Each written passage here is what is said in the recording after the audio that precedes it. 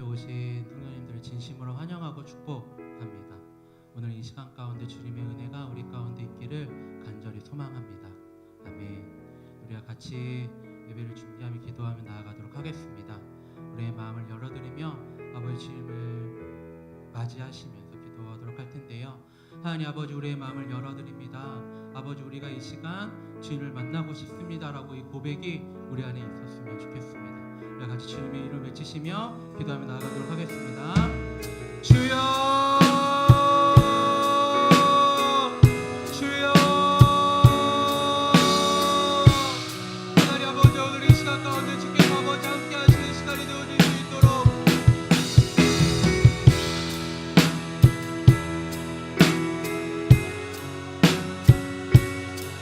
하나님 아버지 함께 하시는 시간이 되어질 수 있도록 아버지 하나님 인도하여 주시옵소서.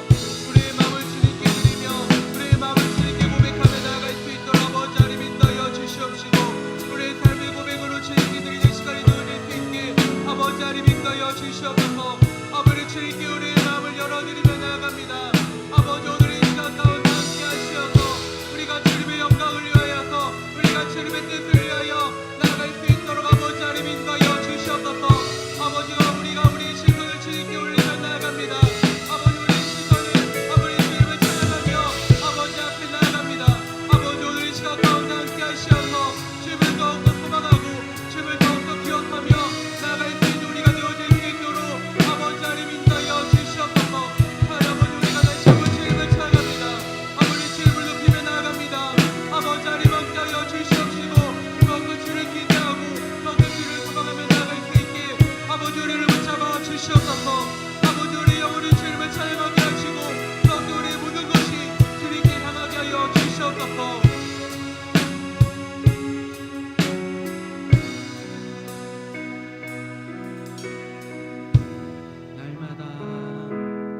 날마다 숨 쉬는 순간마다 내 앞에 어려운 일 보내 주님 앞에 이 몸을 맡길 때 슬픔 없네, 두려움 없네. 주님의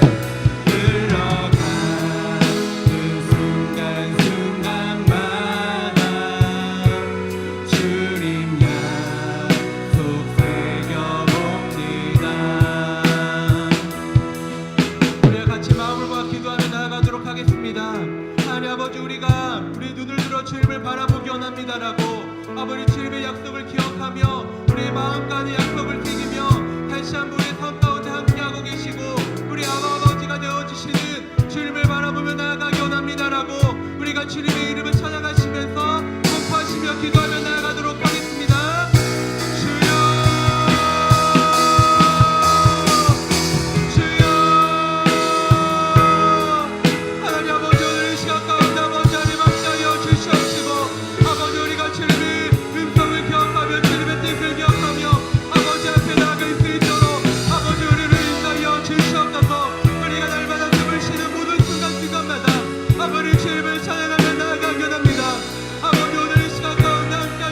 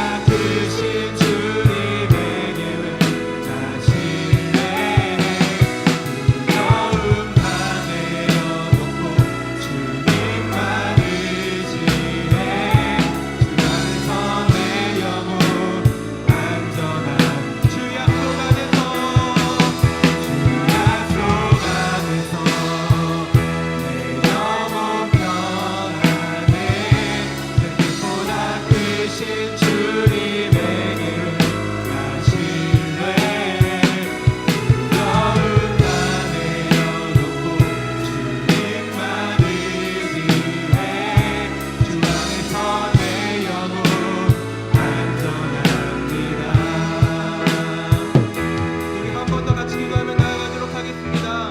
하나님의 약속을 기억하며 나아가도록 하겠습니다. 하나님, 나의 상황과 환경 가운데 나의 시선을 누르는 것이 아니라 우리의 삶 가운데 함께 하시며 우리의 삶 가운데 약속하신 우리가 주님을 바라보며 나아가기 원합니다라고, 아버지 그 안에서 우리가 평안을 누리며 주님과 동행하기 원합니다라고 우리가 선포하시면서 기도하며 나아가도록 하겠습니다. 주여, 주여, 아버지 우리가 주님 안에 사랑하며 기억합니다. 아버지 우리가 주님 안에 함께 있음을 아버지 고백하며 나아갑니다. 아버지 우리가 주님 안에 있으며 아버지 우리가 주님의 보호하신 가운데 있음을 아버지 고백합니다. 아버지 찬양을 드리며 아버지 앞에 나아가는 이 시간 가운데 아버지 하나님 함께하여 주시옵시고 우리의 마음을 받아 주시옵소서. 아버지 주님 안에서 우리가 은연함을 다시 한번 고백합니다. 아버지 주님의 약속을 기억합니다. 주님의 신실하심을 기억합니다. 주님의 선하심을 기억합니다. 아버지 우리 삶 가운데 함께 하시옵소서. 우리가 주님과 동행하게 하시고 아버지 하나님의 시간을 통하여서 오직 주님께만 영광을 돌리며 나아갈 수 있도록 아버지 하나님 인도하여 주시옵소서. 아버지 우리가 주님을 바라봅니다.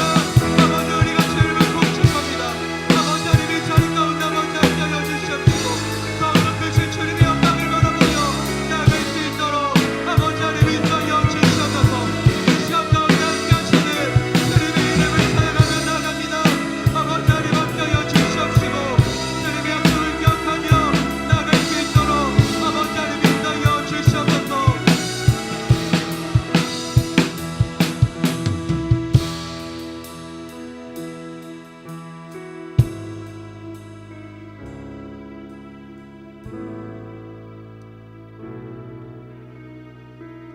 하나님 아버지, 우리가 주님 안에 거하기 원합니다. 아버지 주께서 함께하고 계심을 기억하며 또 주의 약속을 기억하며 아버지 주님 안에 온전히 거하기 원합니다.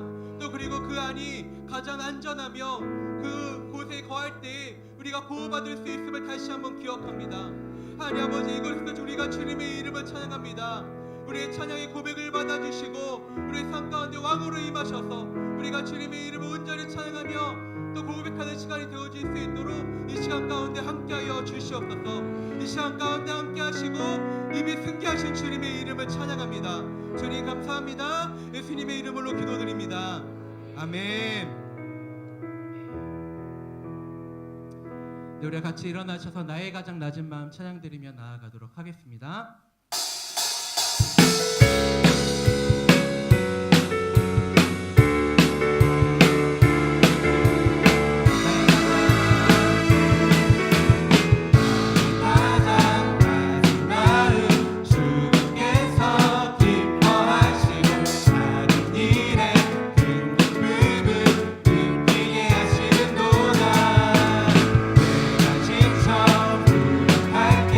주님 내게 힘이 되시고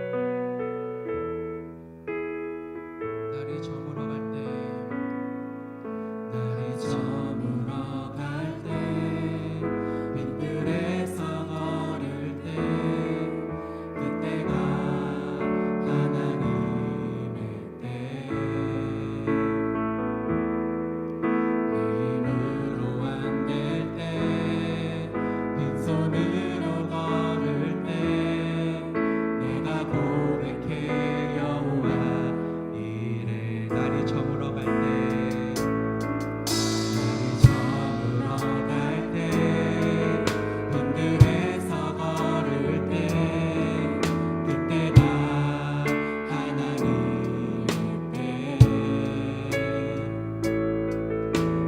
눈으로 안 될 때 빈손으로 걸을 때 내가 고백해 여호와 주가 일하시네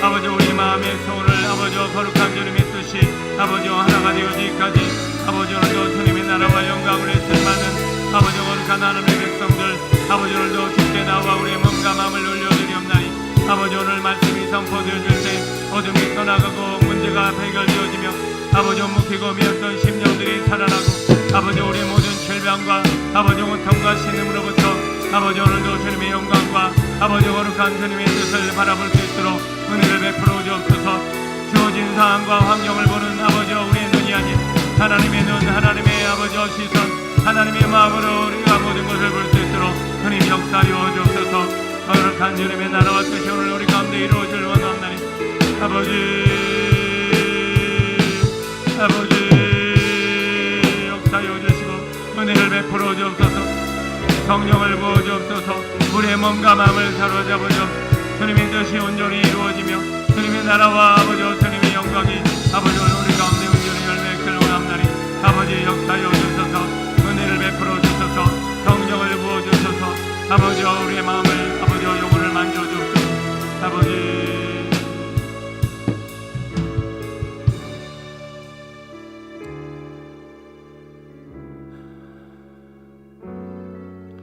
주님, 이 나라와 이 민족과 이 땅에 이루어지는 상황과 현실을 보면 때로는 답답하고 때로는 막막하기 그지없습니다. 그러나 오늘 우리가 이 세상을 보는 우리의 눈이 부분적으로 보고 아버지 너무나 좁은 식견으로 보고 우리의 눈으로 보지 않도록 도와주옵소서. 하나님의 마음으로 주님의 시선으로 주님의 생각으로 현실을 바라보고 아버지 주님의 사랑으로 아버지 영혼을 바라볼 때 우리는 우리가 보는 시선 우리가 보는 모든 상황이 하나님 보시기엔 다른 아버지 기대 있는 소망 있는 세상이요 그런 영혼인 줄로 믿습니다.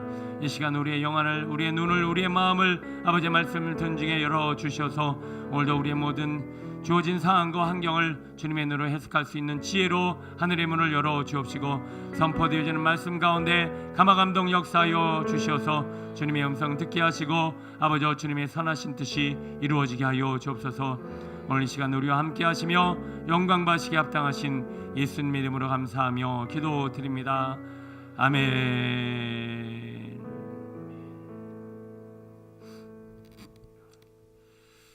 감사합니다. 우리 지난주에 이어서 또 하나님께서 귀한 선교사님 보내주셔서 우리로 하여금 우리가 보지 못하고 우리가 깨닫지 못하는 또 주님의 마음들을 다 깨닫게 하시니 감사를 드립니다. 지난번에 우리 어떤 조장의 선교사님을 통해서 교회 십자가를 떼라고 이 총을 여기다 들이대고 막 협박을 하고 또 교회 성도들을 괴롭히고 힘들게 하는 그런 상황 가운데서도 우리 선교사님 얘기하시더라고요. 인간이 보기에는 실패인 것 같아도 하나님 보기에는 다 성공이다. 하나님은 완전한 선하신 뜻을 계획하고 계시고 주님의 십자가의 죽음이 죽음으로 끝나지 않았듯이 반드시 지금 이 상황을 통해서 이 선교 사역을 통해서 새 일을 행하실 것이다 라고 하는 기대감과 주님의 마음을 함께 나누셨습니다. 이 시간 그런 말씀으로 함께 은혜 나누실 우리 이경훈 선교사님 또 함께 오신 사모님 이영선 선교사님 잠깐 일어나실 때 우리 환영하고 축복합니다. 우리 박수로 드리겠습니다. 감사합니다. 선교사님 나와주시죠.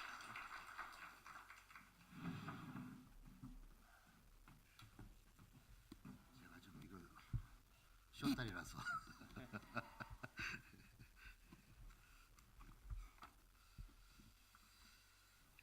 할렐루야. 지난주 선교 헌신 예배를 통해서 이어서 또 계속하게 됐는데 괜찮죠? 대신 좀 연속해서 해서 좀 힘드시 않을까 싶은데 이 교회는 그럴 염려는 없을 것 같아요. 작년에 이어서 사랑하는 이제 비전교회 성도님들을 만나 뵙게 돼서 정말로 반갑습니다. 제가 한국에 오면 이제 여러 교회를 방문을 합니다. 방문하고 또 은혜를 나누는데 작년에 이제 비전교회를 다녀간 이후에 이 비전교회는 제 마음에 아주 특별한 그런 교회로 자리 잡고 있습니다. 그것은 많은 교회들을 가보지만 대부분의 교회들이 어떤 프로그램 위주로 교회가 돌아가고 있는 것을 제가 많이 보았습니다. 근데 이 비전교회는 다른 교회하고는 달리 프로그램 위주가 아니라 본질인 말씀과 기도에 전념하고 있는 것을 보았기 때문입니다. 여러분도 인정하시죠? 자부심 가지십시오. 예, 자부심 가지십시오. 가질만 합니다. 작년에 말씀 중심의 목사님과 뜨겁게 기도하는 여러분들을 보면서 제가 오히려 제가 와서 은혜를 많이 받았던 그런 기억이 납니다. 그래서 한국에 오면 반드시 방문하고 싶은 그 교회가 되었는데 또 이렇게 다시 비전교회 성도님들을 볼 수 있게 돼서 얼마나 감사한지 모르겠습니다. 사실 선교사가 오면 담임 목사님한테 이렇게 부담이 교회적으로 보면 부담이 많이 되잖아요. 솔직히 그러시죠? 그래서 목사님께 부담을 드리는 것은 아닐까 하고 연락드리기가 죄송하기도 하고 해서 연락을 망설이기도 하지만 또 연락을 안 드리면 또 예의가 아닌 것 같아서 연락을 또 드렸습니다. 그런데 이렇게 기꺼이 또 기쁘게 맞아주시고 또 이렇게 초청해 주셔서 또 여러분 또 반갑게 맞아주셔서 제가 얼마나 송구스럽고 감사한지 모르겠습니다. 감사합니다. 비전교회가 지금보다 저는 훨씬 더 많이 부흥을 했으면 좋겠습니다. 지금처럼 말씀과 기도로 먼저는 영적인 부흥이 일어나고 이어서 그 영적인 부흥은 이제 양적인 그런 부흥으로 이어져서 선교의 큰 사명을 감당하는 그런 귀한 교회가 되었으면 좋겠습니다. 예, 아멘으로 하셨으니까 그 아멘으로 그대로 될 줄로 믿습니다. 이것을 위해서 저도 이제 비전교회를 위해서 그렇게 기도를 하도록 하겠습니다. 몇 년 뒤에 왔을 때 정말 크게 부흥해서 정말 선교의 큰 사역을 감당하는 그런 교회가 되는 것을 꼭 보고 싶습니다. 예, 인도 화면 좀 잠깐 띄워주시고요. 빨리 뭐 선교가 작년에도 봤지만 뭐 똑같거든요. 그래서 저는 선교는 빨리 보고를 하고 좀 말씀과 은혜를 좀 나누고 싶습니다. 야, 잘생겼죠? 우리 아내도 잘생기고 제 딸이 하나밖에 없습니다. 42에 결혼해가지고 이제 한국 나이 17살이에요. 제가 올해 6학년 됐습니다. 60 보이세요? 자, 저기가 알라바드입니다. 알라바드고 저 까만 표시가 있는데 알라바드 유피주인데 인구가 1억 8천입니다. 한 주의 인구가 대단하죠. 인도에서 제일 큰 주라고 할 수 있습니다.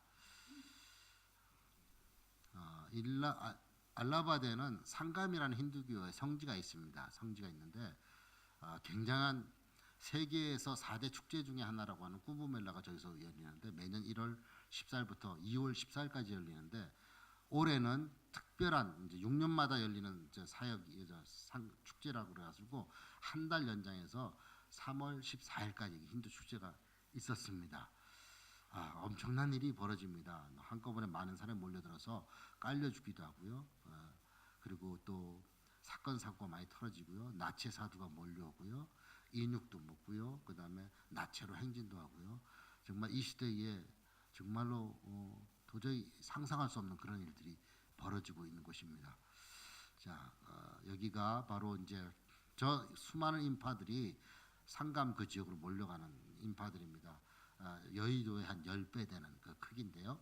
그쪽으로 이렇게 몰려가서 그쪽에 가서 이제 목욕을 하면 죄가 씻겨진다고 하는 그 상감이라는 것이 겐지강, 야무나강, 사라스와티강 이 세 강 합쳐지는 부분을 상감이라고 하거든요. 그곳에서 목욕을 해야 영생을 얻는다고 합니다. 제가 볼 땐 더 더러워질 것 같은데 그들의 눈은 깨끗해지 이렇게 생각되는가 봅니다.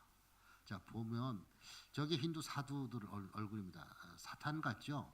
사탄 같고 저 홀딱 벗은 사도들이 굉장히 많습니다. 그리고 왼쪽 오른쪽 아래 그 여자 있죠? 정신 나간 저 서양인입니다. 예. 그래서 저런 사람들 굉장히 많이 옵니다.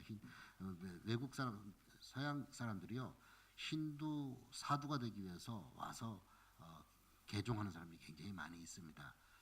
그 다음에 저기가 이제 올해 있었던 쿠무멜라인데요. 저기 이제 보면 나체 사도들입니다. 다 나체 사도입니다. 기자가 인터뷰한 장면도 있고요. 저 사람이 올라탄 장면은 저기 잘 보이진 않겠지만 막대로 남자 성기에다가 이게 돌돌 말아가지고 그를 뒤로 해서 그 위에 사람을 태우는 거죠. 뭐 묘기 대행진하는 것도 아니고 저런 모습으로 사람들 몰려옵니다. 그래서 저런 사람들이 뭐 거리를 행진하고 하면 거기다가 헌금을 하고 축복 기도를 해달라고 그러죠. 참 정말 안타까워요, 정말. 예. 자, 제가 진행되고 있는 사역 작년에도 봤으니까 이거 빨리빨리 넘기도록 하겠습니다. 신학교와 성경학교 사역, 제자 양육 사역, 교회 개척, 빌리지 교회 사역, 말씀 사경회, 사랑의 담요, 사랑의 염소, 빌리지 가정 사역 이런 사역을 하고 있습니다. 신학교 강의하는 장면이고요. 신학교에서 저는 다른 교재 없이 성경만 가지고 강의를 하는데 그 성경을 통해서 사람들이 엄청 많은 변화가 일어나고 있더라고요. 그래서 정말로 성경 다른 어떤 것보다도 말씀 이외에 다른 어떤 사람 변화시킬 수 방법이 없다는 걸 많이 깨닫고 있고요. 파트너 성경학교입니다. 요 지금 파트너 성경학교인데 이 파트너 교회가 요번에 문을 닫은 그런 교회입니다. 맨 마지막에 현장 사진이 또시 나오니까 그때 설명하도록 하겠습니다. 아미풀 교회 그쪽에 이제 성경학교 현장이고요. 지도자들 거기 핵심 멤버들만 이제 성경을 가르치고 있고요. 그다음에 이제 제가 양육하는 두 형제입니다. 작년에도 말씀드린지 모르겠는데 하나는 아파트 경비원이고 하나는 불가촉 천민입니다. 조금 저는 좀 신학 공부를 했다는 사람들은 별로 안 좋아합니다. 별로 안 좋아하고요. 걔들은 먹물이 많아 들어가지고 이미 깔리는 것만 해서 그걸 걷어내는 것만 해도 너무 힘들어요. 자기가 알고 있는 것이 전부인지. 근데 저희들은 아무 백지 상태에서 제가 양육을 시켰는데 지금은 신학생들보다 훨씬 성경을 많이 알고요. 설교도 더 잘하고요. 제 두 형제를 아론과 훌처럼 그다음 바울처럼 그래 세우는 게 제 목표고요. 두 사람만 제대로 완벽하게 세웠으면 저는 하나님 앞에 가서 성공했다고 말하고 싶습니다. 그래서 사과 속에 있는 씨는 셀 수 있어도 씨 속에 있는 사과는 셀 수가 없다. 저 형제를 통해서 얼마나 많은 사람이 주께로 돌아올지 많은 기대를 하게 됩니다. 그 형제가 이제 2012년 침례를 받았고요. 침례 저하고 이제 사역을 시작하면서 1년 좀 지나가지고 너 침례 받으려니까 안 받는데 왜? 제가 마음에 감동이 안 온대. 근데 내가 감동이 안 와도 내가 받겠다고 믿는다 그러고 속이고 침례를 받을 수도 있지만 그건 거짓말하는 거 아니냐? 아니 거짓말하는 거지 않느냐? 그래서 나는 못 받겠다. 감동이 올 때까지 그때까지 못 받겠다 그러더라고요. 근데 그 말이 더 저는 은혜가 되더라고요. 그리고 다시 1년이 지나가지고 나한테 내가 써가 믿는 예수를 믿고 싶다. 나를 보면서 믿고 싶다 그러더라고요. 감동이 되더라고요. 그래서 1년 뒤에 침례를 줬습니다. 제 형제는 불가촉 천민입니다. 이게 건드리기만 해도 더러워진다고 하는 그 형제인데 저 형제 집에 가면 막 힌두 우상 딱지로 덕지 했습니다. 그래서 가가지고 다 걷어내고 기도하고 걷어내고 불태우고 지금은 얼마나 순수한 말씀을 사모하는 양 같은 형제가 된지 몰라요. 그래서 부인은 또 교회 주일학교 선생도 하고 자녀들은 두 자녀는 교회에서 성경을 가장 잘 암송하는 그런 자녀가 됐습니다. 집안이 완전히 수지 맞았죠. 예. 그 다음에 이제 교회 개척 제가 첫 번째 개척했던 교회입니다.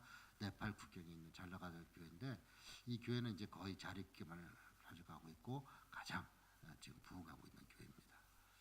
그 다음에 두 번째 아미풀 교회고요. 여기도 이제 저희 교단의 작은 교회에서 헌금을 써서 제가 2013년에 봉헌했고요. 그 다음에 2014년에 제로와라 교회. 이 교회는 아직은 조금 힌두교가 강해요. 근데 이 교회를 건축할 때 많은 어려움이 있었는데 한 형제가 그렇게 교회를 건축하는데 방해를 하더라고요. 방해를 해서 그래서 못 짓고 있었죠. 근데 어느 날 갑자기 그 형제가 몸이 아픈 거예요. 그래서 근데 그 형제가 여기저기 병원을 다녀도 낫지를 않는 거야. 그래서 이상하다 그래가지고 우리가 교회 건축하는 그 담장 목사님 와가지고 기도 좀 해달라 찾아왔어요. 그래서 기도해줬는데 병이 씻은 듯 나았어요. 병원에 가도 원인을 몰랐던 게 이제 나았어요. 그리고 나서 핍박을 멈추고 교회를 짓게 되었습니다. 참 은혜 아닙니까? 예, 그렇게 해서 세워진 교회입니다. 그리고 이게 아까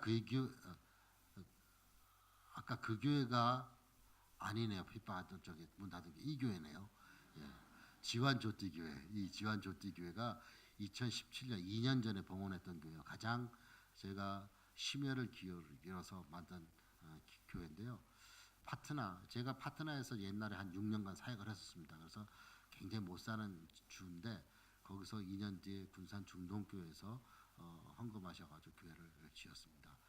2017년에 9월 6일 날 봉헌했고요. 그 봉헌식 장면이고요. 그 다음에 지금 이제 5번째 교회를 건축 중에 있습니다. 더바니 교회인데요. 지금 거의 이 교회도 정말 가난한 그 교회에서 헌금하셔가지고 또 돈이 모자란다고 또 어떤 가난한 전도사님이 또 헌금을 하셔가지고 이렇게 그런 어떤 정말 소중한 하나님의 그 헌금으로 교회가 세워지고 있습니다. 그래서 더 소중한데요. 지금 이제 거의 마무리 단계에 있고 이제 올해 안에 이제 봉헌을 드릴 예정입니다. 그리고 이제 빌리지 교회 사역이고요. 이제 빌리지 가면 저렇게 꼭 기도해야 되는 사람이 있어 기도해 주고요. 밑에 그 여자는 이제 예배 드린 도중에 귀신이 들려가지고 또 난리를 피더라고요. 그래서 굉장히 저런 게 많아요. 빌리지 교회는. 그럼 또 기도하면 낫고 아직까지는 현장에서는 이런 기도하면 낫고 귀신 떠나가는 그런 역사가 있습니다. 선교지에 더 절박하기 때문에 하나님께서 그런 능력을 주시는 거 아닌가 싶습니다. 그리고 이제 예배드린 장면이죠. 열정적이죠. 그리고 이제 그 예배 끝나고 나면 축제 때 먹는 음식 맛있겠죠. 오시면 제가 대접해드리겠습니다. 그리고 이제 정기적인 말씀 사경입니다. 저희가 센터 겸 집입니다. 저희가 저기서 제가 세웠던 교회 지도자들만 중심으로 모아서 이렇게 해서 말씀 사경을 해서 다시 일주일 동안 아침 새벽 6시부터 밤 10시까지 그냥 말씀만 듣는 거. 먹고 말씀 듣고 해서 딱 금요일까지 끝나서 이제 다시 교회로 쭉 재파송하죠. 그러니까 지역이 변하고 말씀이 변하고 교회가 바뀌어 성도가 바뀌는 모습을 보게 됩니다. 그다음에 통곡이 회개가 일어나고요. 요번에 이런 3월달에 핍박이 일어나기 직전에 말씀 사경했던 장면입니다. 그때 각 지역별로 나와서 제가 직접 한 사람씩 안수를 해서 기도를 해서 파송을 했는데 그때 제가 많이 울었습니다. 그때 그 마음 제 마음은 양을 1위 때 보내는 것 같다 하는 그런 말씀을 떠오르게 하면서 그렇게 통곡을 하면서 기도를 해서 파송을 했는데 그리고 나서 이제 그런 사건이 터졌죠. 근데 그 사건이 터졌는데 이 기도의 능력으로 성도들이 우리 사역자들이 다 이겨냈습니다. 뭐 몰매도 맞고 했는데 이따가 다시 설명을 좀 해드릴게요. 이거는 우리 아내가 여성 사역이고요. 제가 이제 유일하게 인도에 가서 잘 많이 접근을 하지 못하는 게 여성 그룹이고요. 인도에 카스트가 있어서 남녀가 구별을 되기 때문에 많이 여성들이 직접 제가 가까이 못할 때 아내가 하고요. 아내가 하나님께서 또 기도할 수 있도록 또 기도하면 병이 나고 귀신이 떠나가는 뭐 그런 역사를 좀 하나님께 주시고 은사를 주셔서 그런 일을 하고요.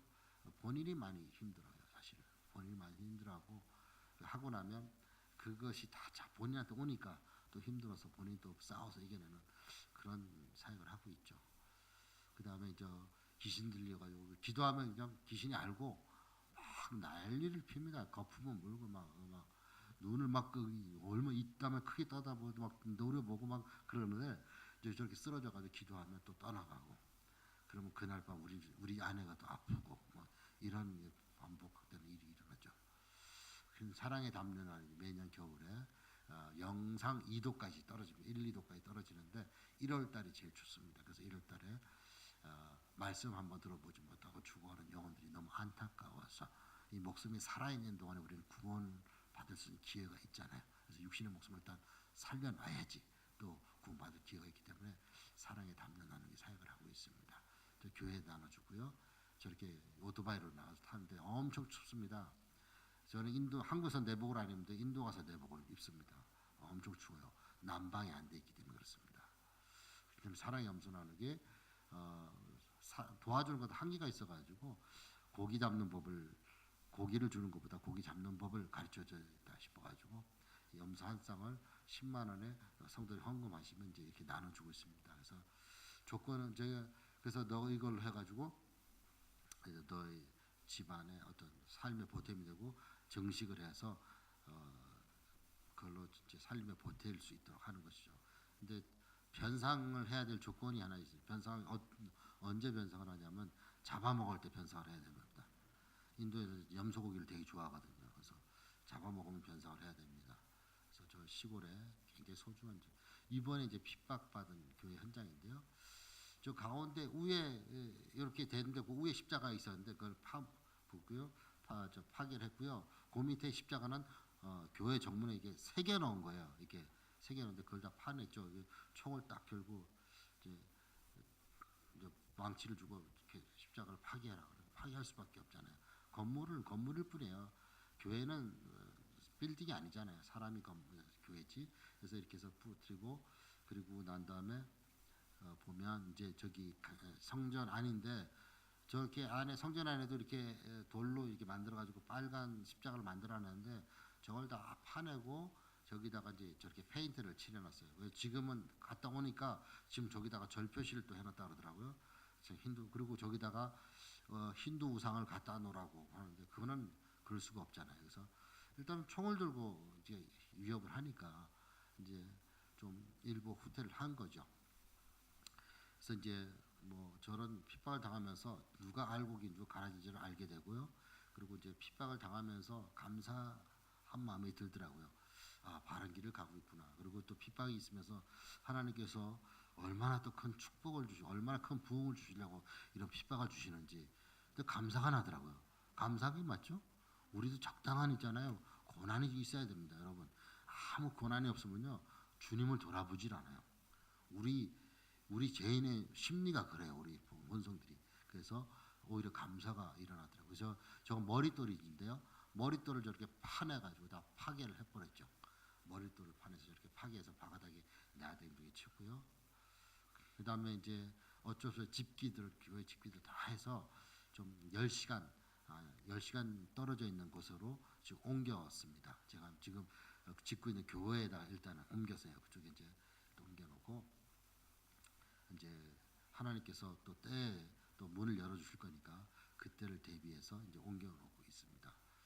그래서 제가 지금 교회를 문 닫고 있는 상태고요. 근데 기도 제목은 핍박으로 이제 지친 지환조띠 계열가 잠정적으로 폐쇄된 지환조띠 계열가 다시 문을 열고 이전보다 더 큰 부흥하도록 그리고 사역자의 안전과 영적 성장 그다음에 제가 인도 비자를 또 받아야 되는데 잘 받을 수 있도록 그다음에 제가 말씀 안에서 저희 가지고 기도가 끊어지지 않도록 그다음에 올해 안식년인데 안식년 잘 보냈고 우리 딸이 이제 어린데 6월 달에 이제 방학하면 혼자 오는데 잘 도착할 수 있도록 이렇게 그런 기도를 해주시고요. 이게 이제 인도에 있는 윌리엄 페리 묘지입니다. 선교는 멈출 수가 없습니다. 주님의 지상 명령이기 때문입니다. 간략하게 제가 이제 선교복을 했습니다. 인도는 힌두 정부가 들어선 이후부터 갈수록 기독교 핍박이 아주 심해지고 있습니다. 그 힌두 정부의 집권이 끝나서 올해 지금 5월 달에 다시 선거를 시작하고 있습니다. 근데 이 5월 달에 힌두 정부가 물러서고 다른 정부가 들어설 수 있도록 기도하고 있는데 여러분들도 다시 생각할 때마다 기도해 주시길 바랍니다. 아까 저 사진에서 본 것처럼 2년 전에 봉헌한 귀한 조띠 빌리지 교회가 지환조띠는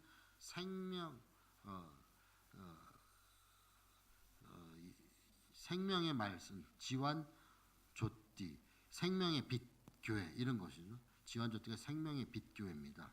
그래서 문을 닫았는데 그 지역이 굉장히 힌두가 강한 지역이 있습니다. 교회가 하나도 없어요.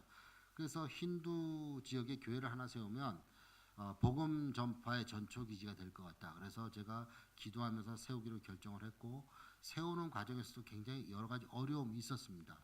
그래서 교회를 마침내 하나님께서 또 허락하셔서 교회를 세웠고요. 많이 부흥되고 다른 지역에서도 그게 교회가 하나밖에 없기 때문에 많은 사람들이 좀 오기 시작했습니다. 그래서 부흥하기 좀 시작하니까 힌두 정부의 그 행동대원이 RSS 대원이라고 있고요. 그 다음에 그 사람들의 연관된 사람들이 있는데 그들이 교회를 방해하기 시작했습니다. 그래서 수시로 와서 방해를 하고 교회 문을 닫으라 몇 번 작년 말에 그런 협박이 있었고요. 올 초에 와서는 이제 계속해서 안 하니까 와서 미리 전기를 딱 끊어버리더라고 강제적으로. 정부에서도 말을 못해요. 왜? 정부가 그걸 원하고 있었기 때문에. 그러고 나서 또 이제 전기를 끊고 나서도 계속 안 하니까 이제 한 형제가 한 10명 정도가 와가지고 우리 형제를 몰매를 때렸습니다. 올 초에 몰매를 때렸는데 그 형제가 이제 제가 안수해서 파송해서 보냈던 그 형제 중에 한 사람입니다. 그래서 몰매를 맞고 피를 흘리면서 했던 고백이 있습니다. 이 형제 뭐냐면 많이 아팠을 텐데도 얼마나 아프냐 그러니까 내가 맞아서 아픈 것보다 더 아픈 것이 있다 그러더라고요. 뭐냐 그러니까 이렇게 어렵게 세워진 이 교회가 우리 지역에 세워진 교회가 파괴될지도 모르고 문을 닫을지도 모른다는 이 사실이 이 맞은 것보다 더 아픕니다. 그런 얘기를 하더라고요. 근데 그 소리를 듣는데 눈물이 펑 쏟아지는 거야. 야, 성도들은 핍박을 통해서 믿음이 성장하는구나. 그래서 핍박이 결국 나쁜 건 아니더라고요. 그걸 통해서 그 형제가 믿음이 한 단계 성숙해져 가는 것을 보면서 하나님은 절대로 모든 상황에서 우리가 볼 때는 그게 안 좋지만 하나님이 볼 때는 모든 것이 선하다. 하나님 입장에서 모든 것이 선하고 하나님께서 모든 것을 우리에게 좋은 것으로 갚아주시는 분이시구나 하는 것을 깨달았죠. 그래서 참 감사하더라고요. 그래서 핍박을 당하면서 오히려 기쁨과 소망이 생겼고 희망이 생겼고 앞으로 얼마나 큰 또 부흥이 올까 하는 그런 기대함이 생겼습니다. 올해 이제 저희가 안식년으로 들어왔는데 안식년을 마치고 인도에 다시 들어가게 될 때는 새로운 비자를 다시 받아야 됩니다. 제가 9월 24일이 비자 만기입니다. 좀 이 시간이 좀 아까워요. 사실은 안식년 보낸다는 게. 근데 교단에서 정해진 안식년을 또 받아야 되기 때문에 그냥 좀 한 6개월 남아 있는 비자를 그냥 허송세월 하는 거잖아요. 그래서 다시 이제 받아야 되는데 그 지금의 상황을 보면 인간적으로 저희도 살짝 걱정이 되기는 하지만 반드시 하나님께서 허락하실 것이라고 믿습니다. 아무리 어려워도 줄 사람한테는 하나님께서 주실 것이라고 생각을 합니다. 하나님을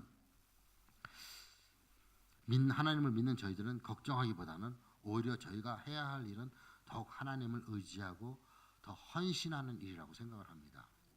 헌신이 만약에 내가 주님을 위해서 뭘 하는 것이 아니라 주님이 나를 통해서 일하시도록 내 자신을 내어드리는 것, 저는 그것을 현실이라고 생각하기 때문에 어려운 일에 직면했을 때 내가 해결하려고 하는 것이 아니라 어려울수록 더욱 저희들 자신을 하나님께 내어드리는 헌신이 있다면 하나님께서 저희를 통해서 일하실 것이라고 확신을 합니다. 비전교회 성도님께서도 이런 어려움들을 기억하시고 개인기도 시간에 특별히 비자를 위해서 꼭 저희 가족을 위해서 기도해 주실 것을 부탁드립니다. 꼭 받아야 됩니다. 비자를. 조금 전에 이제 선교 화면에 보신 것처럼 저희 이제 사역을 뭐뭐 한다고 이렇게 쭉 알려드렸는데 뭐 여러 가지 사역을 하는 것처럼 보이지만 저희 뭐 사역의 핵심은 언제나 말씀과 기도입니다. 뭐 내세울 것도 없고요. 뭐 특별하게 여러분을 자랑할 그런 사역도 없습니다. 그냥 저는 말씀과 기도면 충분하다 이런 생각을 하고 있는데요. 그것은 22년 동안 사역을 하면서 말씀과 기도 이외의 사람을 변화시킬 수 있는 다른 방법이 없다는 것을 매년 해를 거듭할수록 그걸 깨닫고 있습니다.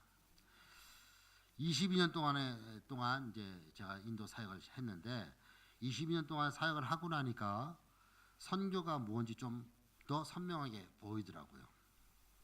그래서 선교를 한마디로 누군가가 정의를 어떻게 내리겠습니까? 이렇게 선교에 대해서 한마디 묻는다면 저는 선교는 이렇게 말씀드리고 싶습니다. 선교는 내가 바뀌는 것이다 라고 말씀드리고 싶습니다. 내가 바뀌지 않으면 절대로 다른 사람이 바뀌지가 않습니다. 지난 22년을 돌아보면 여러 가지 어려운 일들을 참 많이 겪었습니다. 죽을 고비를 많이 넘겼고요. 뭐 고난과 뭐 여러 가지 상황, 어려운 일을 참 많이 겪었는데, 그런데 선교를 하면서 겪었던 고난들과 어려움들을 돌아보면 비로소 깨달은 것이 있습니다. 그것은 그 많은 어려움들을 통해서 하나님은 결국 나를 먼저 바꾸고 싶어 하신다는 것을 알았습니다. 그 모든 고난들은 하나님께서 먼저 나를 바꾸시기 위한 이벤트였다라는 것을 알았다는 것입니다. 내가 바뀌면 나의 가정이 바뀌고, 나의 사역이 바뀌고, 나의 선교지가 바뀐다는 사실입니다. 교회도 마찬가지일 겁니다. 담임 목사가 가장 중요할 것 같아요. 그만큼 사람이 바뀐다는 것이 그만큼 쉽지 않다는 증거일 것입니다. 저도 제 자신을 돌아보면요, 전 참 바뀌기 어려운 인간입니다. 참 제가 왜 이렇게 안 바뀌는지 몰라. 정말로 부부 관계에서도 보면 참 안 바뀌어요. 제가 무서워. 나 우리 집사람 정말 무서워. 나이가 들수록 왜 이렇게 또 무서워지는지 몰라. 뭐라 한마디 하고 눈물만 나오고 말이야. 이제 여성 호르몬이 많이 생기는지 잘 울어요. 아버지, 그럼 눈물 쭉 나.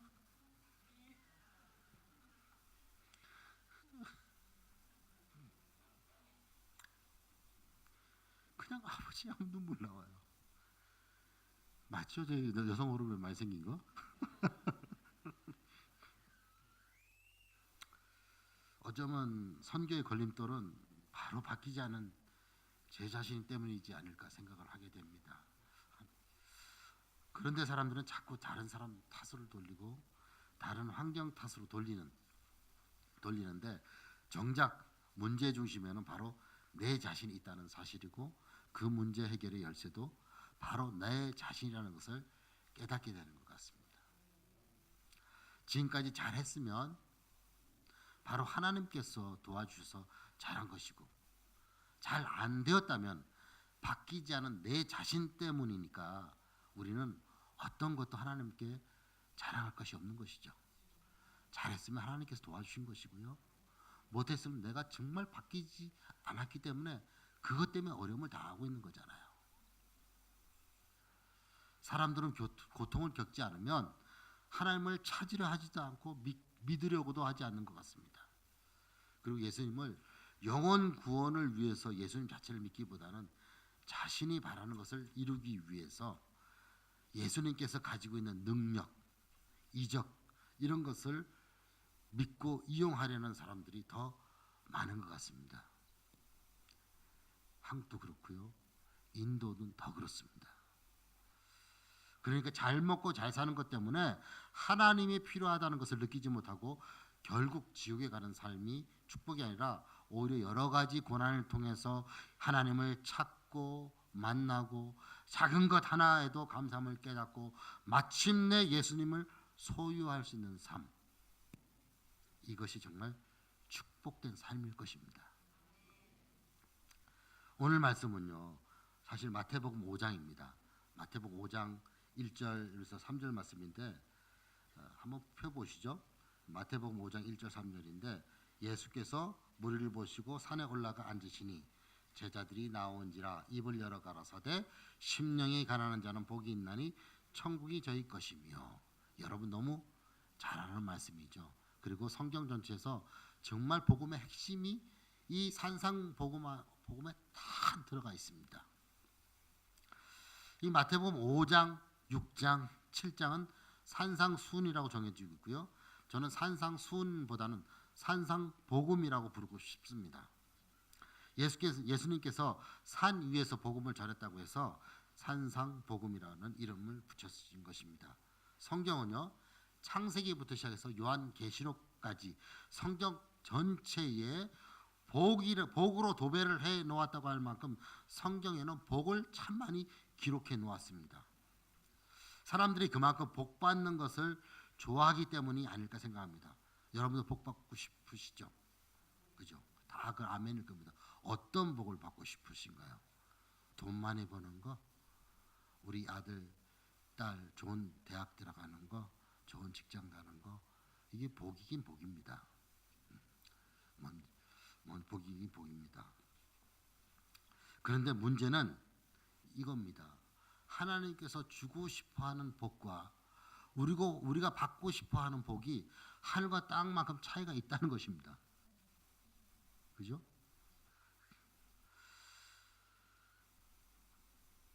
그래서 많은 대부분의 크리스찬들이, 대부분의 사람들은 성경에 기록되어 있는 복을 참 많이 오해를 하는 것 같습니다. 우리가 받고 싶은 복은 이 세상에 살면서 내게 꼭 필요하고 내가 절실하게 바라는 것, 원하는 것, 뭐 이런 것들, 잘 먹고 잘 사는 것, 뭐 그런 복을 원합니다. 그렇죠? 하지만 성경에서 말하는 복은 이 땅에서의 잘 먹고 잘 사는 그런 복이 아니라 천국을 소유하는 복을 말하는 것이고, 하나님께서는 바로 그 영생의 복을 주시고 싶은 것입니다. 그래서 시작이 심령이 가난한 자 복이 있나니 천국이 저희 것이며, 이렇게 시작해서 마지막에 의를 위하여 핍박받지 않은 복이 있나니 천국이 저희 것이며, 천국으로 시작해서 천국으로 끝나요. 이 복 자체가. 그래서 성경의 꽃이라고 할 수 있는 산산복음을 시작하시면서 그 복을 깨우쳐 주기 위하여 예수님은 팔복으로 산상복음을 시작하고 있습니다.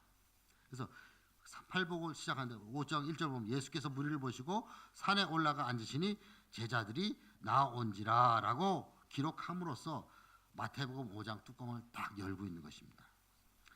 여기서 생각해 볼 것은요, 두 그룹입니다. 무리들의 그룹과 제자들의 그룹입니다. 무리들은요, 예수님을 믿기 위해 따르는 사람들입니다. 그리고 제자들도 예수님을 믿고 따르는 사람들입니다. 그러니까 무리들도 제자들도 모두 예수님을 따르는 사람들입니다. 그런데 무리들의 그룹은 자신들이 원하는 것을 얻기 위해서 예수님을 따르는 사람들이고, 제자들은 예수님 자체를 원해서 따르는 사람들입니다. 그래서 예수님을 따르는 사람들은 언제나 두 그룹 중에 한 그룹에 속해 있습니다. 바로 무리들의 그룹에 속해 있느냐, 아니면 제자의 그룹에 속해 있는가? 여러분 지금 어떤 그룹에 속해 있습니까? 뭐 수요 예배에 참석할 정도면 다 제자 그룹에 속해 있지 않겠습니까? 그렇죠? 뭐 아니라도 아멘 해야지, 뭐 그렇게 소속감이 들지.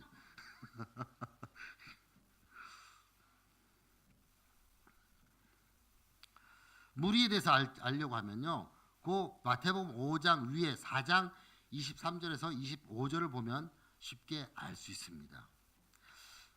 예수님이 병을 고친다는 소문을 듣고 모두 병을 고치기 위해 모인 사람들이라는 것을 우리는 그 무리들을 쉽게 알 수 있습니다.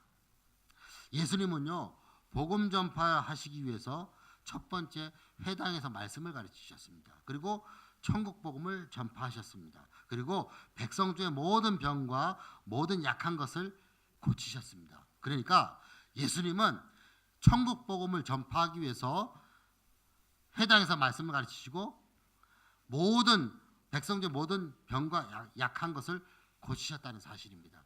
핵심은 복음 전파입니다. 복음 전파를 위해서 말씀도 가르치시고 병 치유 은사도 치유도 했다는 그런 얘기입니다. 그런데 사람들은 천국 복음을 듣는 것보다 병을 치료받기 원했고, 또 그 육신의 질병을 치료받는 것이 복이라고 생각하고 있었던 것입니다. 그래서 예수님은 오직 병을 고치는 사람이라고만 소문이 나서 허다한 무리의 대부분이 병자였고, 그런 병자들만이 예수님을 쫓았습니다. 그것이 무리들의 그룹입니다.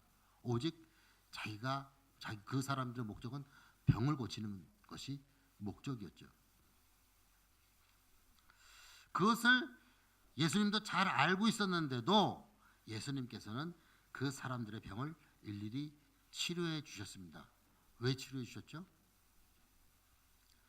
예수님께서 병을 치료해 준 목적은 병을 치료해 주신 예수님이 단순히 병을 치료해 주시는 분이 아니라 천국으로 인도하시는 그리스도임을 깨닫고 복음의 주체이신 예수님 앞으로 나오라 이 얘기죠. 그래서 예수님이 전부 와보라 그러죠. 와보라. 예수님께서 와보라 그러죠. 그게 와보라 전도법이라고 그러더라고요. 와보라 그러잖아요. 그런데 대부분의 사람들은 절실하게 병낫기를 간구하며 예수님께 따라왔습니다. 절실하게 문제를 해결하기 위해서 예수님 앞에 따라와서 문제를 해결받습니다. 그래서 병만 낫고 자신의 목적을 다 이루고 나서는 다 이루었다 그러고 예수님을 떠나가는 거죠. 자기 목적만 이루고 나서는 다시 세상으로 돌아가 버린다는 것입니다. 그것까지도 예수님은 이미 다 아셨습니다. 그렇기 때문에 예수님께서 병을 고치시고 나서 성경에 이런 얘기가 많이 나와요. 성경에 병 고치는 얘기가 많이 나오잖아요.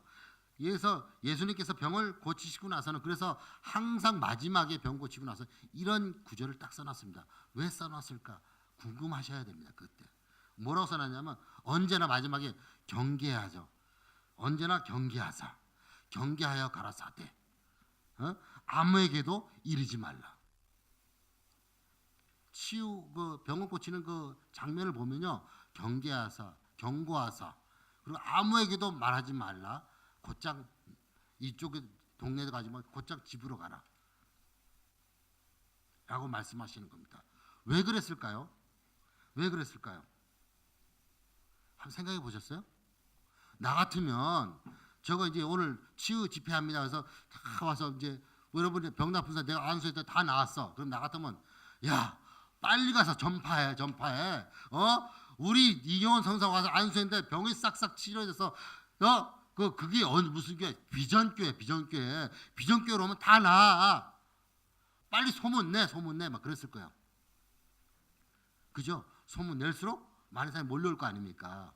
근데 예수님은 경계하여 가라사대 아무 말도 하지 말고 곧장 집으로 가라. 아무에도 이르지 말고 집으로 가라고 하신 거예요. 왜 그러냐면 예수님은 아신 거예요. 이 사람 마음을. 이 사람이 목적이 나가 아니라 병을 고치기 위한 것이라는 것을 알았다는 것이죠. 근데 지금 가서 그 사람이 세상으로 들어가면 그 사람이 어떻게 예수님에 대해서 말할 것 같습니까? 아, 예수님은 병 고치는 분이십니다. 예수님은 병 고치는 분이십니다. 예수님 병을 고쳐주셨습니다.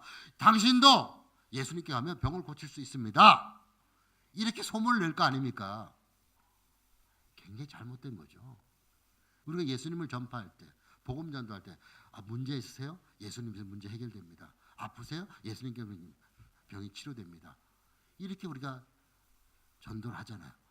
그것도 참 잘하는 전도는 아닌 것 같아요. 그러면 예수는 병 고치는 분이고 문제 해결해 주시고 그런 분으로만 알고 있잖아요. 그러니까 하나님께서 경계하사 가라사대 아무에게도 이르지 말라 이렇게 얘기하신 것입니다. 그래서 예수님은 그 사람들이 병을 고치고 나서 이제는 병을 고치신 분이 누구지? 이 예수님이 의문을 갖고 이 예수님이 병을 고치시는 분인가? 그러면 이 사람은 예수님께 와서 이분이 바로 천국으로 인도하시는 분이시구나. 이분이 바로 그리스도이시구나. 그걸 깨달아 알으라는 거거든요. 그래서 근데 예수님은 그 사람들은 예수님 자신을 병 고치는 사람으로만 알고 끊임없이 쫓아오는 무리들을 피해서 산으로 올라가신 것이고 제자들도 예수님을 따라간 것입니다. 그리고 산 위에서 저 아래 무리들의 그룹을 보면서 무리들의 그룹과 제자들 그룹을 분리를 시킨 것이죠. 세상의 무리들의 그룹과 예수님을 따른 무리들을 분리시킨 거죠. 우리가 제자들은요 세상과 분리된 사람들입니다. 여러분은 세상과 분리된 사람들이에요. 예. 그리고는 제자들을 향해서 설교를 시작하시는데 야 너희들도 저 아래 산 속에 있는 산 안에 있는 사람들처럼 병 낫는 것이 복이라고 생각하느냐? 묻고 있는 거야, 제자들에게. 그것이 병 낫는 거 복이라고 생각하느냐? 묻고 있는 것이죠. 너희들도 저 산 아래 무리들처럼 벽이라고 생각하느냐? 그건 복이 아니야. 천국에 들어가는 것이 복이지. 병 낫는 것이 복이 아니야. 병 낫고 건강한 몸으로 타락한 사람들이 얼마나 많습니까? 너희는 심령이 가난해져야 돼. 심령이 가난한 자는 복이 있나니 천국이 그런 사람들의 것이 되는 것이야. 이게 진짜 복이야 하면서 예수님께서 입을 열어서 팔복을 설교하시기 시작하시는 것입니다. 심령이 가난한 사람이 복이 있다. 왜? 천국이 그런 사람의 것이 되기 때문입니다. 그럼 마음이 가난하다 라는 말이 무엇일까요? 마음이 가난하다? 우리는 보통 야, 저 사람 뭐 선한이라 저 사람 마음이 부자라서 그래 뭐 이렇게 얘기하는데 그건 하나님의 관점이고요.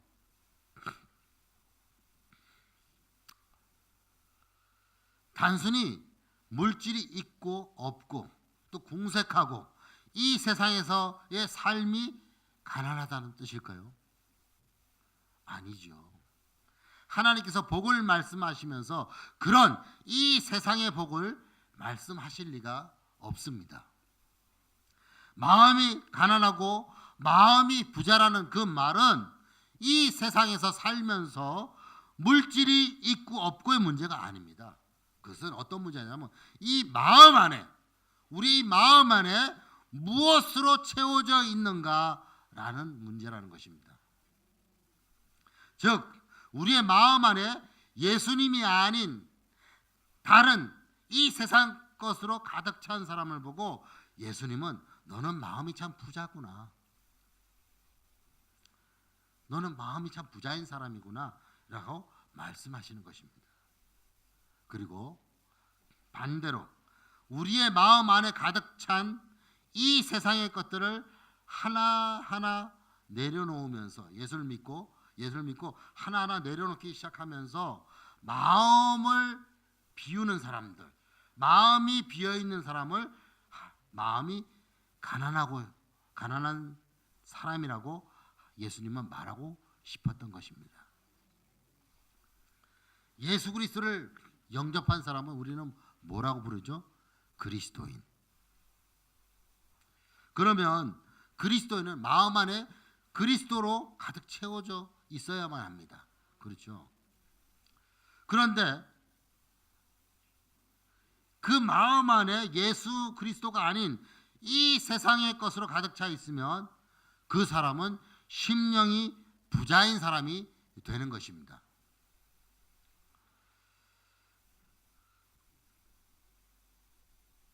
이런 사람의 마음 안에는 이 세상의 것으로 가득 차 있는 부자이기 때문에 예수님께서 들어갈 자리가 없게 되므로 절대로 천국은 그런 사람의 것이 되지 못하는 것입니다. 그래서 예수님께서는 마음이 가난한 자는 복이 있다라고 말씀하시는 것입니다.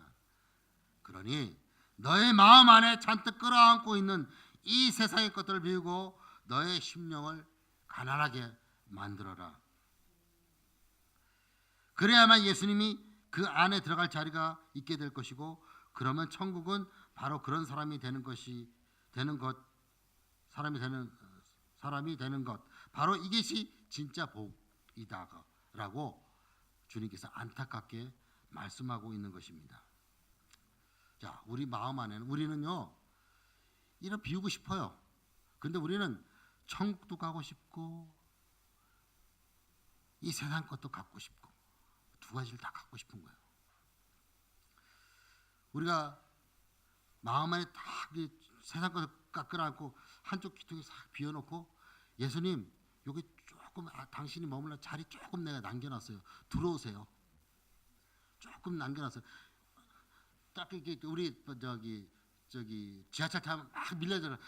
좀 밀고 들어오세요. 밀고 예수님 좀 밀고 들어오세요. 좀 밀고 이런 거예요 지금. 이 세상의 사람들은요, 좋은 대학에 들어가서 좋은 곳에 취직하고 돈을 많이 벌어서 잘 먹고 잘 사는 것이 축복이라고 일반적으로 말하고 있습니다. 그런데 우리 그리스도인들도 마찬가지로 대부분 이런 것들을 축복이라고 말하고 있습니다. 맞죠? 이것도 축복인 것은 사실입니다.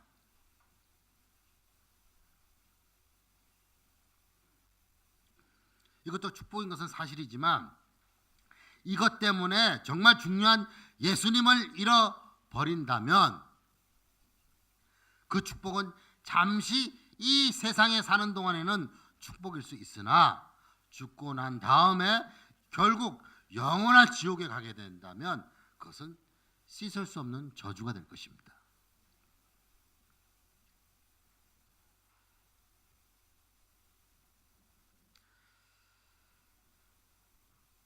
그래서 성경에는 너희가 하나님과 재물을 겸하여 섬기지 못하느니라 라고 얘기하고 있죠. 얼마나 돈의 유혹이 얼마나 강력하기에 하나님과 재물을 같은 선상에 놓고 선택하라는 것입니다. 재물이냐 예수님이냐 둘 중에는 안 된다는 겁니다. 성경은 이렇게 얘기하고 있죠. 먼저 그의 나라와 그의 의를 구하라. 그리하면 이 모든 것을 너희에게 더하여 주시리라. 성경 말씀은 이런데 우리는 이렇게 아멘을 하고 있죠. 이 모든 것을 더하여 주시면 그리하면 그의 나라와 그의 의를 구하겠습니다. 우리는 이렇게 구하잖아요. 하나님 사업 잘 되게 해주시면 제가 교회 짓겠습니다. 돈 많이 벌게 해주시면 헌금 많이 하겠습니다. 그건 다 할 수 있어요. 다. 근데 돈 많이 벌면 그렇게 하던가요? 안 하잖아요. 없어도 먼저 그의 나라와 그의 의를 구하는 게 먼저죠. 그리하면 이 모두 더하여 주겠다고 약속을 했는데 못 믿는 거예요. 우리는 먼저 이 모두 더하여 주시면 그때 내가 하나님 나라와 의를 구하겠다. 거꾸로. 모든 영적 전쟁은요 바로 이 돈의 유혹에서부터 시작된다고 할 수 있을 것 같습니다. 사단은요 끊임없이 보이는 재물로 사람을 유혹해서 하나님을 물질과 바꾸어 버리게 만들기 때문입니다.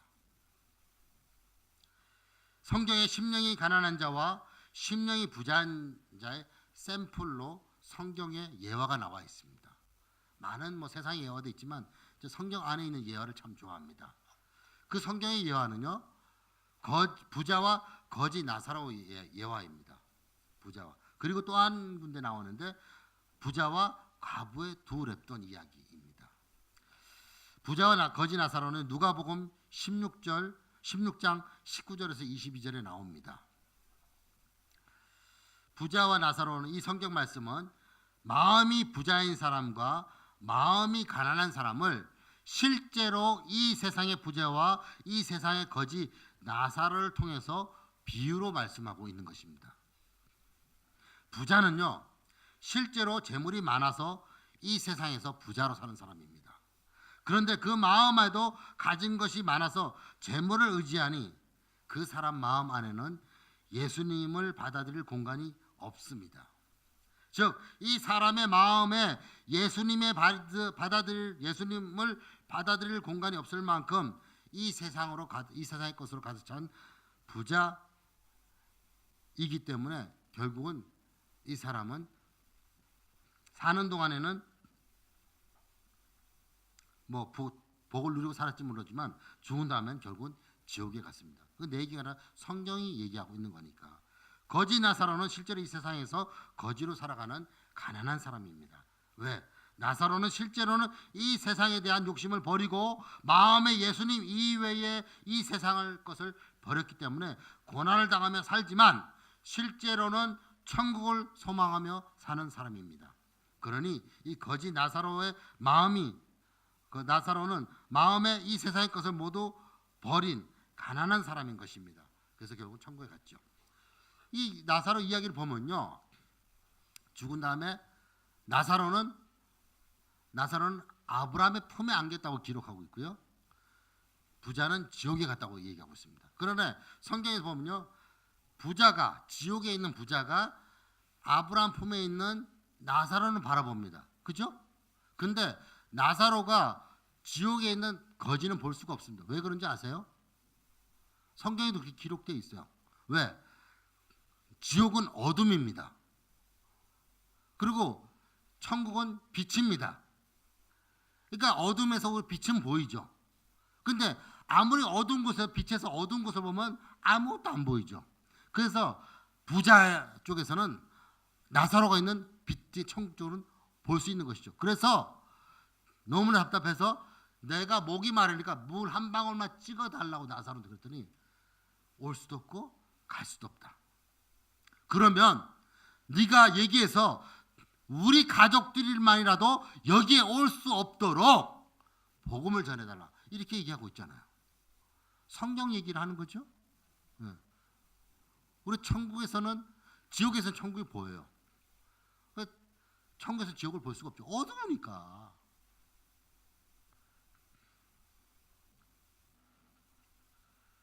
그리고 과부의 두렵던 이야기입니다. 마가복음 12장 41절에서 44절에 나옵니다. 예수님께서 헌금함 앞에 딱 앉아서 사람들이 헌금함에 돈을 넣는 것을 보시면서 얘기하는 것입니다. 이 이야기는 이 부자는 실제로 이 세상에서 재물이 많은 부자입니다. 그 부자는 예수님 앞에 앉아 계시니까 많은 돈을, 예수님 보이시죠? 헌금합니다. 자, 우리가 헌금할 때 있잖아요. 이름이 커질 때가 있습니다. 헌금에 든 액수가 크면 이름이 거기 비례해서 이름이 커집니다. 그죠? 1,000원 넣고 자기 이름 크게 쓸 수 있겠어요? 네? 최소한 100만 넣으면 이름 빠지면 큰일 나죠. 넣고 헌금 액수가 많을수록 이름이 아주 커집니다. 맞죠? 왜? 내가 선한 일을 하고 있다는 것을 알아주길 원하는 거죠. 그래서 예수님 앞에, 예수님 헌금 가져왔습니다. 부자는요, 자 보십시오. 이렇게 돌고, 예수님 이쪽 봐야지, 이쪽. 그래서 넣는 거죠. 헌금함에 넣었습니다. 부자가 드린 헌금은요, 실제적으로 많은 금액이긴 했지만 자신이 가진 것의 일부를 드렸습니다. 액수로 보면 크죠. 그리고 사람들에게 자신의 믿음을 드러내기 위해서 했습니다. 이 부자의 마음에는 세상의 것으로 가득 찬 부자라는 의미인 것입니다. 근데 예수님의 눈에는 굉장히 가난하게 보이는 거죠. 가난한 과부는 실제로 이 세상에서 아주 가난하게 사는 사람입니다. 그 가난한 과부는 두 렙돈이라는 아주 적은 돈을 헌금함에 부끄러워서 감추면서 넣었습니다. 하지만 과부에게 있어서 이 두 렙돈의 가치를 한번 보자는 얘기죠. 그 과부에 있어서 두 렙돈은요, 그 과부는 그 사물을, 이 두 렙돈을 드리면 오늘 먹을 음식, 식량거리를 못 먹고 굶어야 되는 상황입니다. 그러니까 그 두 렙돈은 그 과부에게 있어서 이 세상에서 먹고 마시기 위해서 자신이 가지고 있었던 것의 전부였는데, 그것을 드렸다는 것은 이 세상의 것을 포기하고 자신의 전부를 드렸다는 그런 의미가 되는 것입니다. 예수님의 눈에는 부자인 것처럼 보이는 거죠.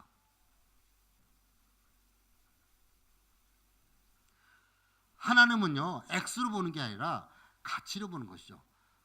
내가 1,000만 원의 월급을 받는 사람들은 100만 원, 금액이 클 수 있지만 우리가 한 달에 50만 원 버는 사람이 5만 원하고 비교할 수가 없죠. 그 가치를 보는 거죠. 우리는 근데 액수로 보고 동일한 걸 드린 거예요. 동일한 걸 드린 거죠. 하나님의 눈에는 5만 원이나 1,000만 원이나 하나님 눈에는 동일한 것을 드렸다는 걸 보는 거죠. 대부분의 이 세상의 부자는 자신에게 있는 재물을 믿기 때문에 악착같이 돈을 벌려고 하는 마음이 부자인 경우가 아주 많습니다. 그런데 그런 사람 마음 안에는 이 세상의 것이 가득 차서 예수님께서 들어갈 자리가 없는 것입니다. 성경에는 그래서 이렇게 말씀하고 있죠. 낙타가 바늘기로 들어가는 것이 부자가 천국에 들어가는 것보다 쉽다고 말씀하고 있습니다. 그 덩치 큰 낙타가 어떻게 바늘구멍으로 들어갈 수 있겠습니까? 그 불가능이죠. 근데 그것보다도 더 불가능한 것이 부자가 천국에 들어가는 것이라고 말씀하고 있습니다. 그만큼 우리를 돈이 갖는 파괴력이 대단하다는 것이죠. 정치, 문화, 우리나라 이 세상들이 다 돈 때문에 생기는 이런 문제들이 일어나지 않습니까? 정치도 돈이요, 우리가 세상에도 돈이요, 사람 죽이는 것도 돈이고. 그리스도인들은 잘 살아야만 합니다. 재물도 많이 벌어야 합니다. 그러나 물질의 부자가 되면 마음 안에 주님을 멀리하게 되기 때문에 물질을 주지 않는 것 같습니다. 그래서 그죠? 우리가 물질을 많이 들어오게 되면 하나님보다는 물질을 더 의지하게 되어 있어요. 저도 그럴 것 같아요. 근데 그걸 다스려야 되겠죠. 그래서 고난 가운데 처하게 되면 비로소 예수님을 찾게 되는 것 같습니다. 그래서 우리는 무엇보다도 심령이 가난한 자가 되어야만 합니다. 하나님은 심령이 가난한 자를 찾고 계십니다. 요한계시록 3장 19절에 볼지어다 내가 문 밖에 서서 두드리노니 누구든지 내 음성을 듣고 문을 열면 내가 그에게로 들어가 그로 더불어 먹고 그는 나로 더불어 먹으리라. 아침마다 매 시간마다 계속 예수님은 우리의 마음 문을 두드리고 계십니다. 예수님이 하는 일은 여기까지 두드리는 거죠. 마음 문을 여는 것은 제 몫입니다. 왜 마음을 열어야 이 세상 끄집어낼 거 아닙니까? 끄집어내고 예수님 맞아줄 준비를 할 거 아닙니까? 예수님 문제는 예수님 당신이 좋은 믿고 믿는데 지금은 아닙니다. 제가 좀 더 즐기고요. 아닙니다. 아니면 살짝 열고 여기 조금 자리가 있는데 좀 들어오실래요? 조금 자리를 마련했는데 좀 들어오실래요? 당신이 없으니까 좀 불안해요.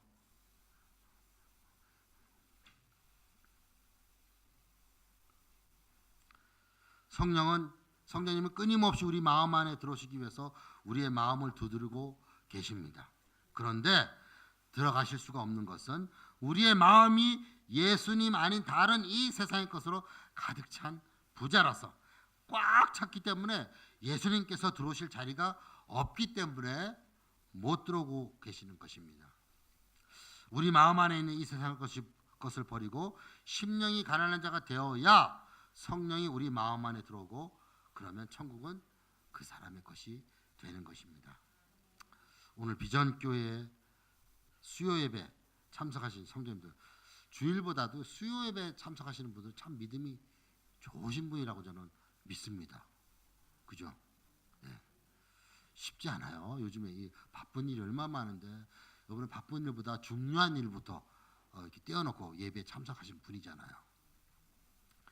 이 수요예배에 참석하신 성도들 모두가 심령이 가난한 자가 되어서 예수님을 소유함으로 천국이 여러분 한 사람 한 사람 것이 되는 그런 축복을 누리시기를 간절히 축원합니다.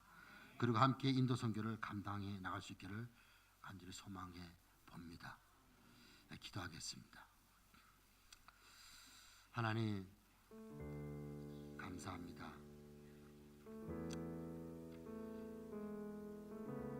심령이 가난한 자는 복이 있나니 천국이 저희 것임이라고 말씀하셨는데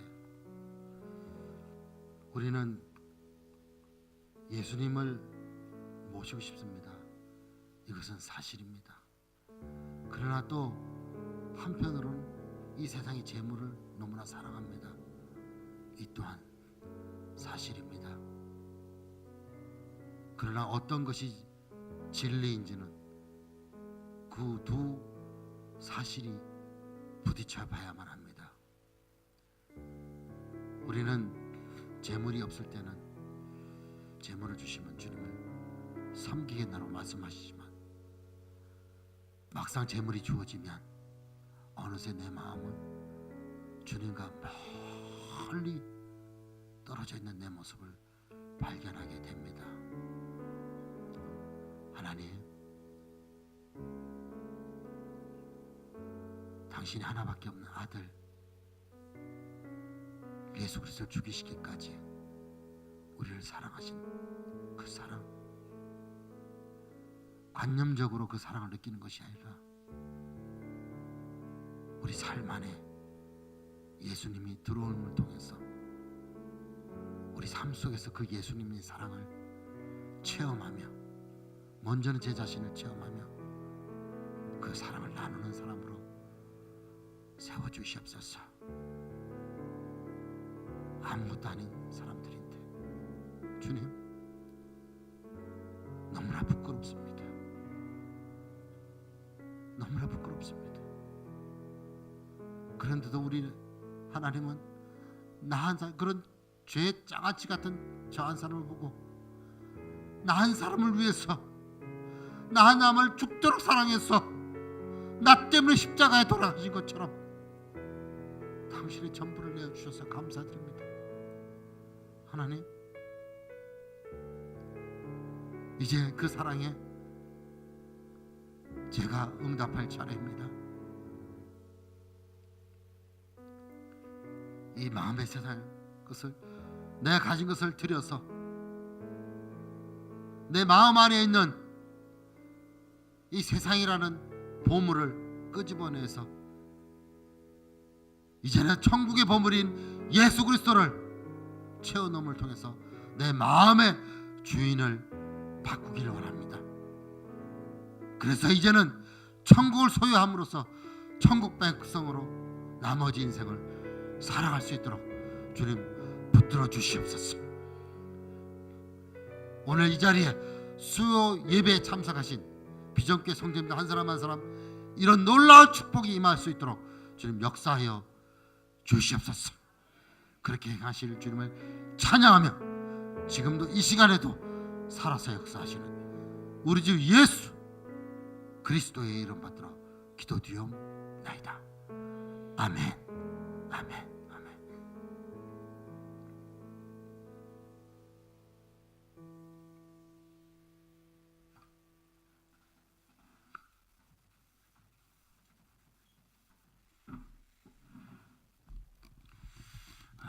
우리 모든 우연은 없고요. 선교사님을 계속 또 하나님 보내주신 데는 우리 한국교회와 우리 교회가 또 이 시대의 어떤 영적 상황들이 이런 선교적으로 많이 힘들고 핍박당하고 또 많이 어려운 상황이기 때문에 기도하라고 보내주신 줄로 믿습니다.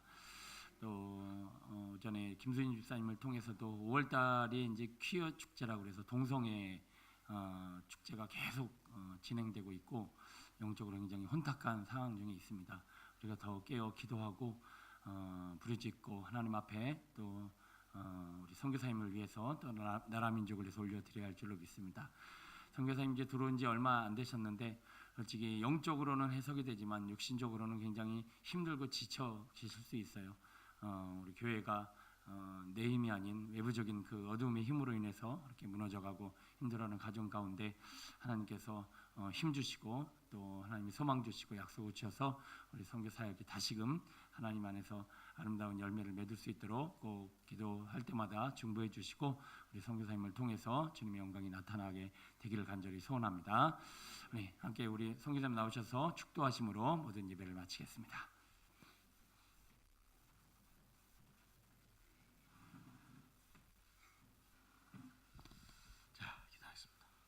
이제는 우리 주 예수 그리스도의 은혜와 하나님의 놀라우신 사랑과 성령의 감동, 위로, 교통하심이 내 마음속에 이 세상을 끄집어내고 심령이 가난한 자가 되어서 예수 그리스도를 주인으로, 마음의 주인으로 교체하기를 원하시는 오늘 비전교회 수요예배 참석하신 모든 성도님들 머리 위에 목사님과 이 교회 위에, 그리고 참석하지 못한 다른 성도님들 머리 위에, 그리고 위기의 순간을 걷고 있는 이 나라 이 민족 위에, 세계 열방 곳곳에서 수고하시는 선교사님들 머리 위에 지금으로부터 영원토록 함께 계시기를 간절히 축원하옵나이다. 아멘.